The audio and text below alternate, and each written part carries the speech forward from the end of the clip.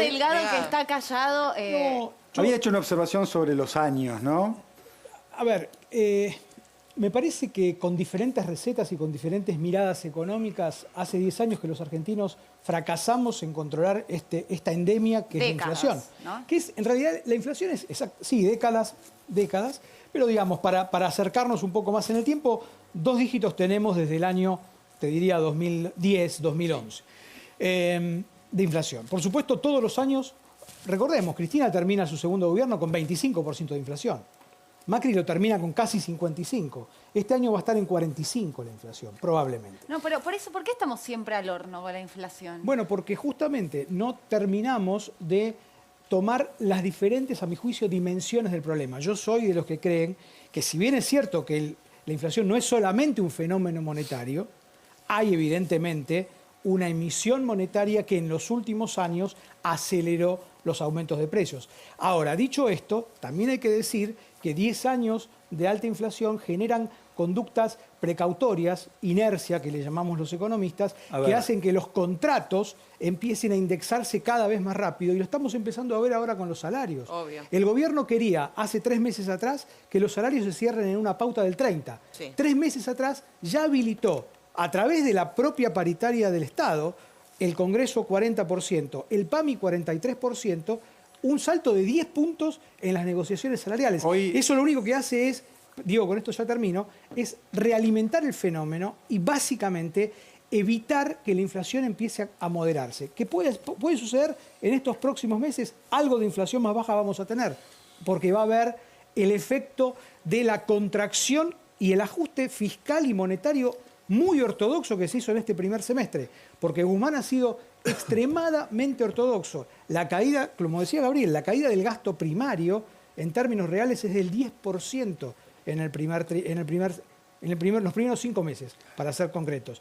Y el aumento de la recaudación fue de casi el 20%, todo en términos reales, o sea, sin inflación. Hoy Culfas dijo 2 cosas. Dijo que inflación hay en todo el mundo, entiendo yo como un paraguas para tratar de explicar lo que está pasando en la Argentina, y por otro lado habló de las avivadas en las cadenas de producción, de alguna manera poniendo el acento ahí en las razones de la inflación, entiendo yo, por ejemplo, en la carne. ¿Alguien le quiere responder a esto? No, a ver, a estos niveles de inflación hay en muy pocos países, primera cuestión. O sea, de vuelta, si no tomamos el problema en serio, el problema se va a ir agudizando. No tenemos las hiperinflaciones de los años 80. Estamos con un problema que es 10 veces menor. En esos años había 500% de inflación.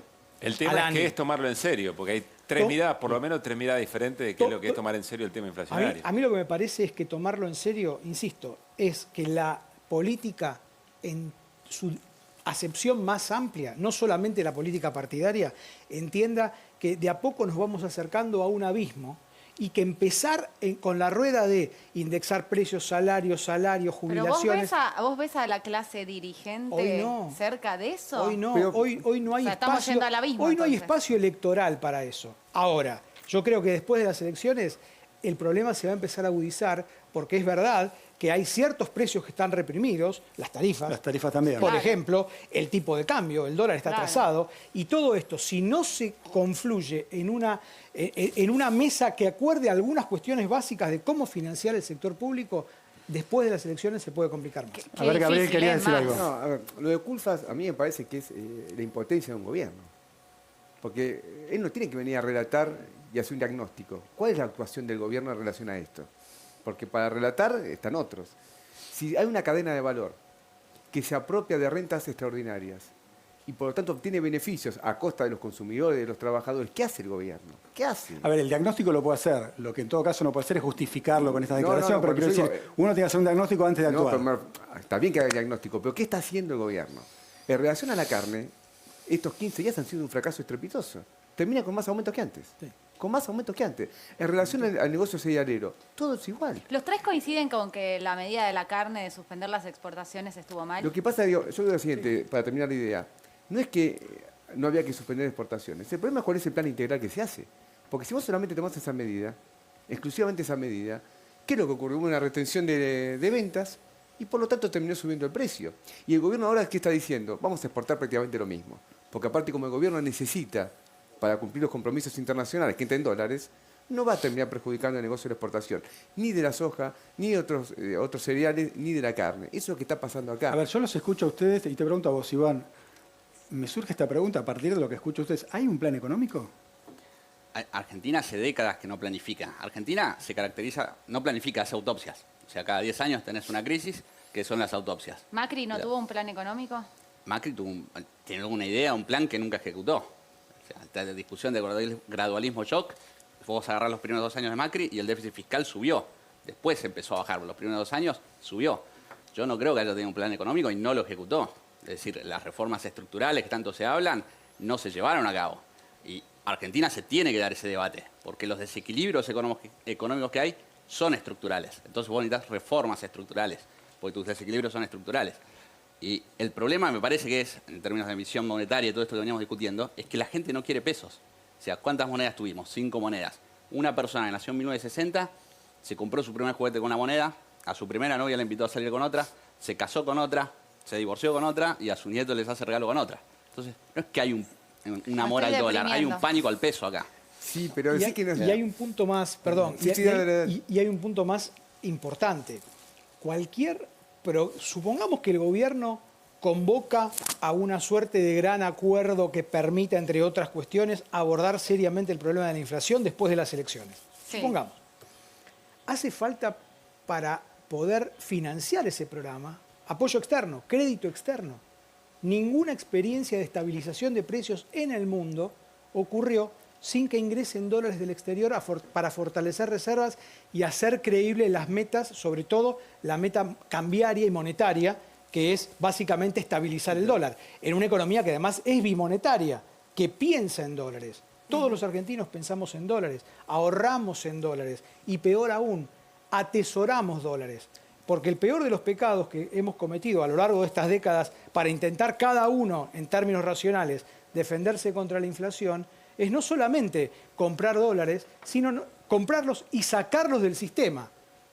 Entonces esos dólares no reproducen, no están en el sistema financiero y quedan los pesos, que son los pesos que repudiamos Ahora, todos los ¿les días. preocupa las diferencias políticas que hay dentro del gobierno en cuanto al proyecto económico, Yo creo básicamente? que no son tales.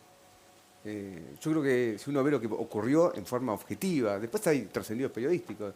¿Quién fue que le dijo a Guzmán, andá y acordá con los bonistas mejorando la propuesta original en casi 15.000 millones de dólares? Cristina Fernández de Kirchner. Digo, evitemos cucos, porque si no era por Cristina Fernández de Kirchner no había acuerdo con los bonistas. Fue ella la que se lo dijo. Ahora, yo quiero ir a lo siguiente, los desequilibrios que acá se hablan, que son evidentes. Argentina tiene grandes desequilibrios. Empecemos, ¿cuáles son? Gran desequilibrio, la deuda externa argentina. Un terrible desequilibrio. El hecho de que Argentina la haya pagado sistemáticamente la ha llevado siempre a los default. Segundo desequilibrio, la fuga de capitales. Este año, porque se habla de financiamiento externo, ¿cómo vamos a financiar la economía argentina? Pero veamos cómo son hoy las cuentas externas del país. Tenemos superávit comercial en Argentina, un enorme superávit comercial, en buena medida como resultado de que aumentan los precios de lo que Argentina exporta. Ahora vamos a ver el Banco Central. ¿Cuánto de este superávit comercial termina incrementando las reservas? Se está fugando la guita de Argentina. Entonces, lo que estamos teniendo, y se repite la historia, con Macri, antes con Cristina, antes con todos, por eso Argentina es una especie cíclica que volvemos a repetir estas crisis, es que se fuga la plata, una paga de la deuda usuraria, entonces termina pagando la crisis justamente el que cobra una jubilación, el que cobra un salario, el que tiene los pesos. Tenemos una economía dolarizada para algunos y especificada para otros. Entonces lo que terminan pagando son los que tienen los pesos. Gabriel, Iván, Ricardo, gracias por estar esta noche en Fuego Amigo. Muchas gracias. Me voy un poco deprimido igual, No, hay que ser optimista. Siempre que escuchás a los economistas te deprimís No, un hay que ser poco, pero optimista, hay que ser optimista, gracias pero Faltaba a- una mirada oficialista, ¿no? gracias a los tres.